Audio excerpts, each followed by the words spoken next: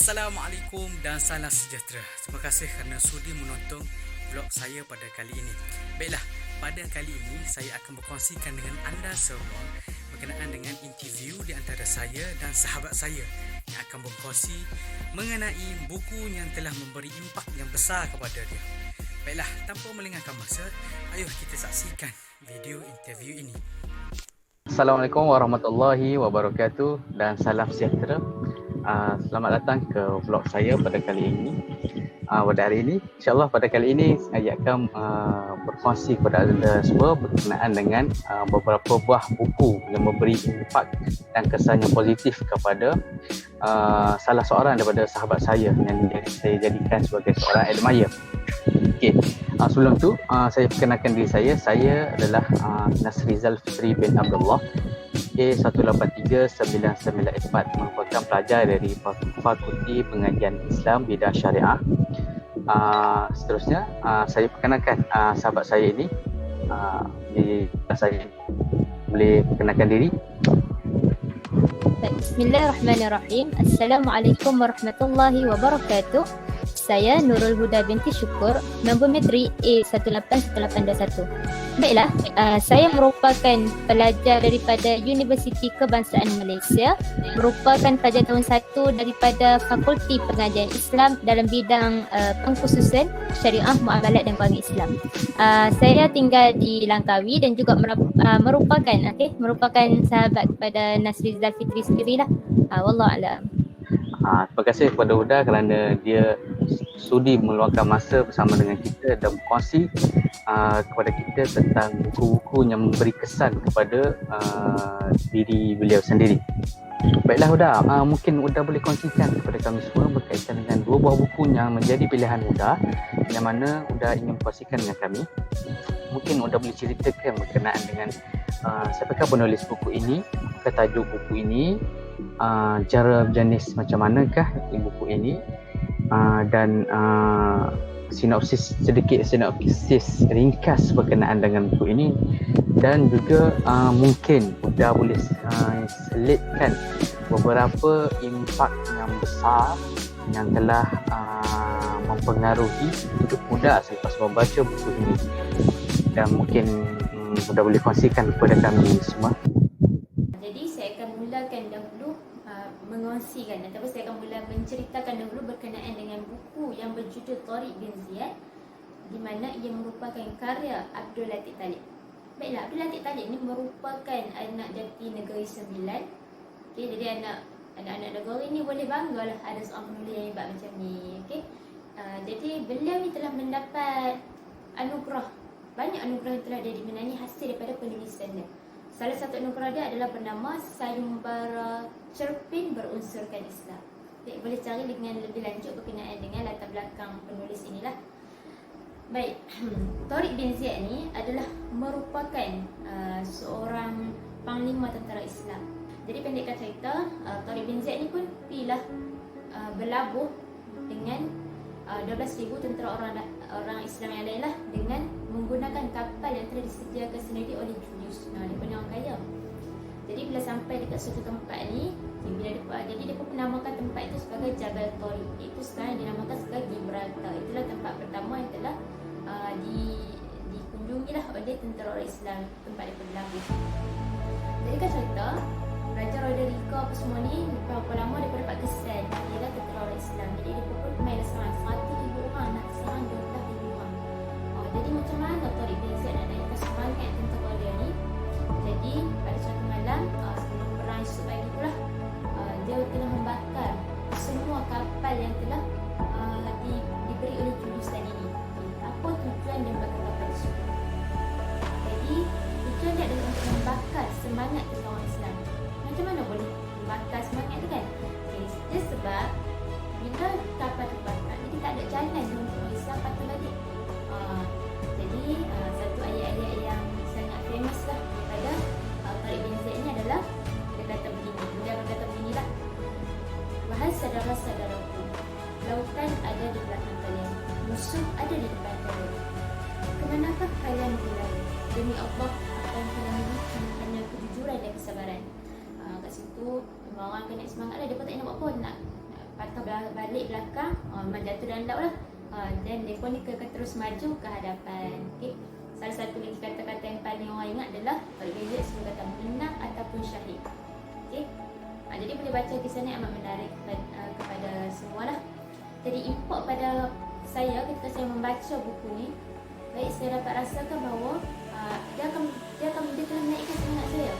Okay. Saya nampak betapa bersungguh-sungguhnya orang Islam nak sebarkan agama Islam ini. Tapi kita tengok anak muda sekarang, banyak yang telah bukan terpesona tapi terpegas sedikit. Kita dah tahu banyak yang buatkan yang TikTok, aurat, muslim dan sebagainya. Jadi ini dapat jadi untuk kita bersama supaya kita ni tidaklah membuat perkara-perkara yang tidak disukai oleh Nabi kita sendiri dan juga Allah SWT. Baik.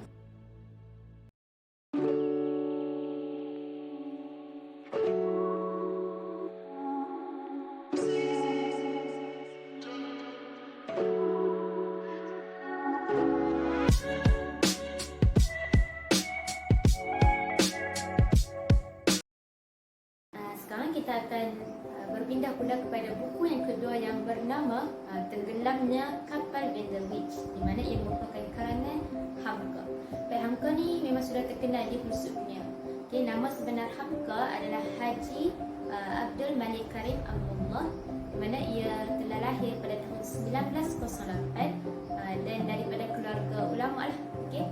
Hamka ni telah mendapat banyak anugerah dan juga kita panggil gelaran lah, iaitu salah satunya telah mendapat anugerah sebagai doktor kehormat dari Universiti Al-Azhar pada tahun 1958. Banyak juga karya Hamka yang lain, iaitu seperti Tafsir Al-Azhar, Khatibul Ummah, Laila Majnun, Tasawuf Moden, Tenggelamnya Kapal Van der Wijk, iaitu buku yang akan saya ceritakan sebentar lagi, kemudian ringkasan tarikh umat Islam. Baik, genre buku Tenggelamnya Kapal Van der Wijk ni berkisahkan tentang cinta seorang lelaki, di mana dengan cinta itu telah membuatkan dia jatuh dan kekadang telah membuatkan dia bangkit. Okay. Cerita dia iaitu Zainuddin, seorang watak yang paling penting lah dalam buku ini. Zainuddin ni pada asalnya dia itu merupakan anak yatim piatu. Jadi dia ni kekurangan lah kasih sayang kita kata kan. Kemudian dia ni dijaga oleh ibu angkat dan ayah angkat dia. Kemudian pada suatu hari dia telah berjumpa dengan Hayati.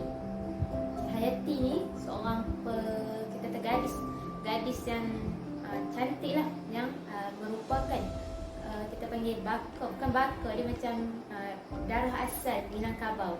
Okay? Tapi Zainuddin ni dia merupakan darah campuran, kerana dia bukannya asal Minangkabau. Jadi dia ni macam diperlekehkan lah ataupun diremehkan oleh penduduk kat situ. Sebab jadi bila Zainuddin ni duduk seorang-seorang dekat tasik tu, jadi Hayati ni pun main. Okay, Hayati main, dia macam bagi janji lah dekat Zainuddin. Dia kata, aku akan tunggu engkau. Okay, sebenarnya aku akan tunggu engkau untuk menjadi isteri engkau lah. Jika tidak di dunia, aku akan simpannya di akhirat. Macam tu sekali janji dia kepada Zainuddin. Asalnya Zainuddin ni macam dia nak move on lah, dan dia kena halas semua tu, dia macam pedak lah dia kata kan. Tapi bila dengar Hayati itu pun macam dia pun berkata lah, okay, sungguh berat janjimu ini wahai Hayati. Macam tu, berat lah kan janji, padahal dia dah nak move on lah. Tapi bila Hayati bagi pengharapan macam tu, dia jadi berharap kembali. Dia pun mintalah selendang Hayati untuk dijadikan sebagai tanda perjanjian tersebut. Jadi dia pun pergilah berhijrah. Okay. Hayati ni dia macam kita terurus benda lah, terlalu baik sampai ikut je orang kata dah. Penjaga dia suruh kahwin, dia pun tak pernah kahwin, kerana dia lupa janji dia kepada Zainuddin. Setelah Zainuddin dapat khabar berita tu, Zainuddin ni memang rasa down, memang dia sakit selama 2 bulan, dia tak bangun. Dia kata sakit Zainuddin ni adalah sakit sebab dia menahan, ataupun dia sakit sebab kita kata sebab sakit hati, bukan sakit hati tapi sakit berkaitan dengan jiwa. Maksudnya lepas tu doktor kata hanya orang yang membuatkan jadi macam ni je yang boleh tarik kembali penyakit dia ni, boleh angkat. Okay, jadi bermula ni pun minta lah yatim mai atas dasar kawan daripada asal pun tak boleh bangun pun. Tapi bila dia nampak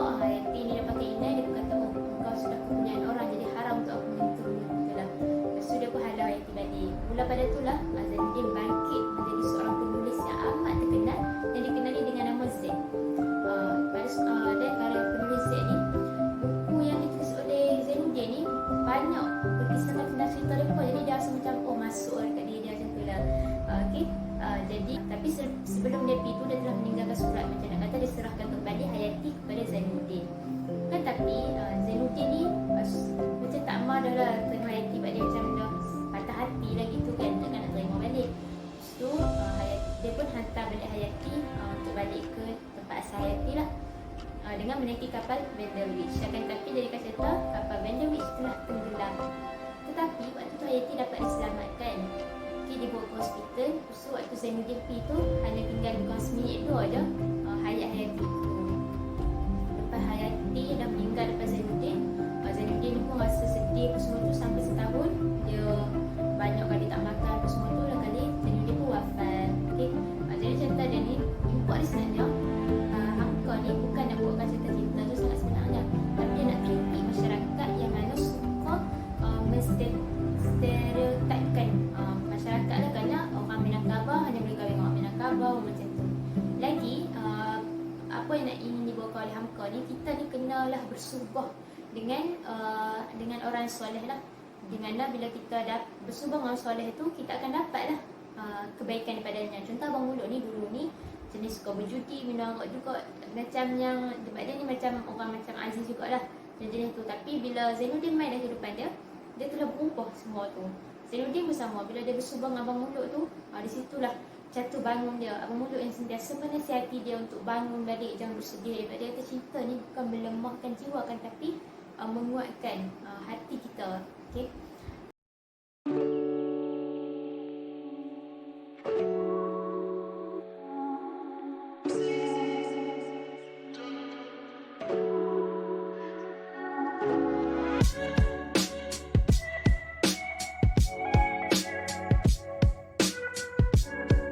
Kongsian daripada Huda berkenaan dengan dua impak buku yang beri kesan kepada hidup dia. Okey, secara akhirnya boleh tak Huda berkongsi dengan kami semua yang sedang menonton video ini, apakah cadangan ataupun nasihat kepada mereka untuk menjadikan amalan membaca ini sebagai amalan yang memberi kebaikan kepada kehidupan mereka. Boleh Huda berkongsikan sedikit beberapa nasihat?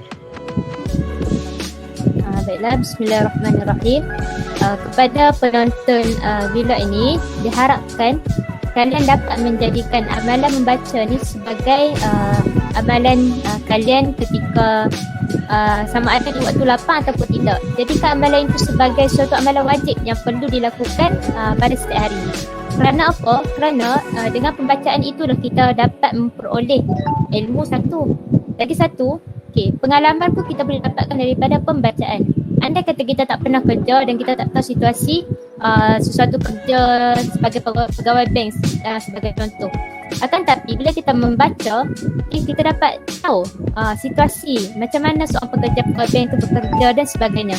Itu juga merupakan satu pengalaman yang kita dapat peroleh daripada pembacaan. Jadi cara kita nak zahirkan ataupun tanamkan sifat kita suka baca ni adalah dengan cari dulu pembacaan, ataupun kita kata cari dulu artikel-artikel atau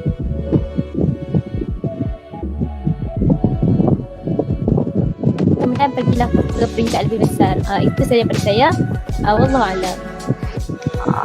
Jadi saya telah diberikan kepada Huda. Jadi saya mengucapkan terima kasih kepada Huda kerana memberi masa untuk bersama dengan kita pada hari ini.